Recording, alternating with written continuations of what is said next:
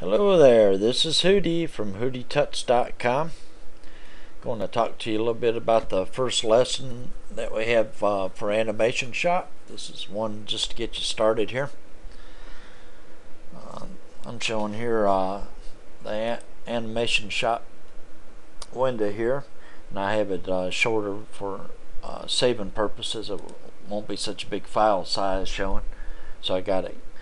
Normally when you would work with it, it would be taller than that, but things like these toolbars and palettes, things that you need to see in order to perform the lessons, you can turn those on or off by clicking on view and turn them on or off here. Like this thing right here, this tool palette, I can turn it off and you can't see it anymore. But if I wanted to turn it back on, I could go back and you see it's not showing that it's engaged. So we turn it back on. That's kind of how we do things there. Going to start off with step one, and this is not to be a substitute for the lessons, the written lessons. I have the written lesson on the left side of my screen and have the Animation Shop on the right side of the screen. But the written lesson will have a lot more information in it than just me talking to you, but you will pick up some extra things from watching the video. Okay, we're going to start off with File and New, and let's see, if you need to change the numbers, you can use your mouse and left click mouse button and drag it across and change it to whatever number you need to change it to. For this lesson, we actually do need it 400 by 400, so those two numbers need to be that, and it needs to be transparent, so that is checked, and then we click OK. If you're new to some of these computer programs or graphic programs, you see these gray and white squares here. That actually shows you that it's transparent, what they call transparent. It's not filled with the color or any writing or anything like that. That is has to show you something, and that's what it shows you. So don't think that you've done something wrong just because that's up. If you want to enlarge your view, which I like working a lot of times with the larger view, you can use your mouse button on your wheel or on your keyboard, on your keypad on the right hand side. You can use the plus sign to make it bigger or the minus sign to make it smaller. They have a tool here as well, a little spyglass here or magnifying glass. You can left click or right click to make it bigger or smaller. So that's 3 different ways. I know I'm going too fast for you on that. I'm sorry. I'll get ahead of myself. But let's see. What we want to do is we want to use our text tool here. And the text tool is this A. And why it doesn't say T, I have no idea. It would if I made this program. But you can left click on your transparent area somewhere in the center, and you want Arial selected and bold selected and 48.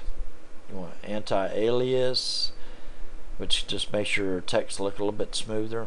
That's a nice thing to have most of the time. And alignment, we want our text to automatically align in the center of our transparent area, so that's selected. Down here we can select this and type in big hugs from, and then type in whatever your name is there. I'm calling myself Hooty today. And once you got that, click OK and left click. It looks like it was already in the transparent area, but did you see how my cursor changed there? That's because I left click and that embeds it in that. So that's what we want to do right there. Next we're going to see, I'll shrink this down so you can see what's going on here. We're showing 1 frame down here. You can always look down here to see which status is of what you're doing, and it says 1 frame, and that's all we got is 1 frame. We're going to do edit copy and edit paste before current frame, and now it says 2 frames. Why does it say 2 frames? Well, if I pull this out a little bit, you see now we have 2 frames. We're going to add a 3rd frame. By golly. Still with this first frame selected. Go edit and paste before current frame. And now we got 3 frames there. 1, 2, 3. Okay, let's pick the arrow tool here, and we're going to pick this middle frame here. Well, they call them frames because this is an animation frame. And we're going to let's see, mirror that. We'll go animation mirror. What does a mirror do? Well, it flips the text around, kind of like turning it over, like we would see it in a mirror. And that's what we got. From here we can go to step 15.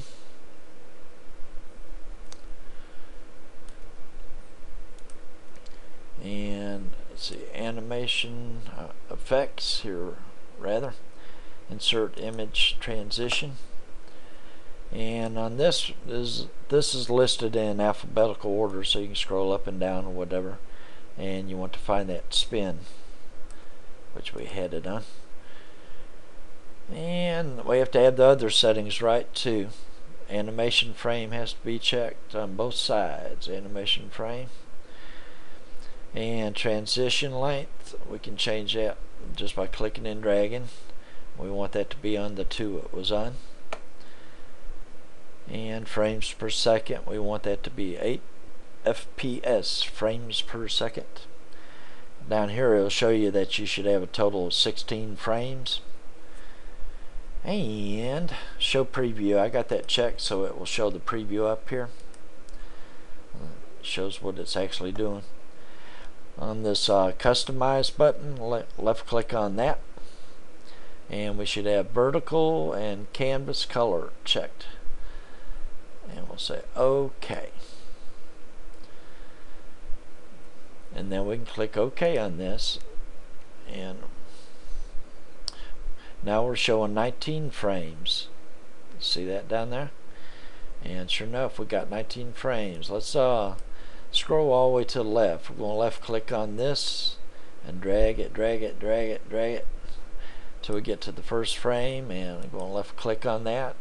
You can see it's blue. That makes it highlighted, and the others are not highlighted, which shows us that the first frame is actually selected by itself. We're going to apply the same effect. Effects, insert image transition. We don't need to change any of the settings. It still holds the same settings that we had before. We can press OK. Now we want to crop the images. We can left click and drag here, and it shows what we've done if you watch it. And down here it shows we should have 35 frames if you've done what I just did. We can crop what we don't need, like all this transparent area around here that's not being used for anything. We don't need that, so we can crop it. And this is called the cropping tool here. We'll left click on that, and options, we're going to surround the opaque area, and what it does is it will draw a line. Let me left click here. OK. It will draw a box around where we have our text, even the part that swivels around, to be sure that it gets it all in. And then it will, when we left click crop here, it's like taking the scissors and we've cropped off all that unnecessary space around it. So that's a very cool thing. Up here we can see that we're not at full size. It says 1, 2. Which means 1/2 of the actual size. If we enlarge it by the methods I said before, then 1 by 1. Well, this is the actual size of what we're working with. See, we want to resize this, so we can go animation, resize animation, and we do not want to be clicked on pixel size this time. We want to be on percentage of original. Down here you first have to have this checked, maintain aspect ratio. If you don't have that checked, let's see, I'll change this to 50. See, it didn't change the height to 50, so it would be kind of warped when we resized it. But let me check this, and then we can change. Well, if I change this to 50, it changes to both to 50, just to show you how that works. But we actually do want it at 40, and so we click OK, and it resizes this, and you see that's the big size. That's the normal size, 1 by 1. Now we can go to the optimization wizard, file, optimization wizard, and the settings for this is in the extra information that's in this course that you read first, and you can use that as a reference to go back each time. If your optimization does not look right, go refer to that extra sheet that I got in there, and it will kind of explain things for you. Let's see, customize here. How many colors do we want? Let's see, we'll say that. Got partial transparency, yes. No use existing image color, yeah. Okay. Now you can pause as I'm going through these things if I'm going too fast for you. Just trying to keep the movie file size down for you. And there we go. That's what it's going to look like here. This is what it looks like before we optimize it, and here's after we optimized it. So it looks pretty good. So we can say finish. We're finished optimizing it. Now we want to save it. That's file, save as, and you can give it the correct file name that you want to save it under, and that tells that in the lesson. Let's see, what's it say?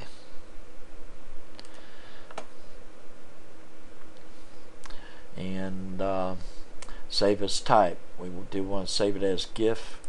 It's got different options here, but you do want the GIF. That's what we're after there. That will save it as an animation for you. And up here is where you direct your computer to whatever files you want to save. I save my stuff in my documents and settings.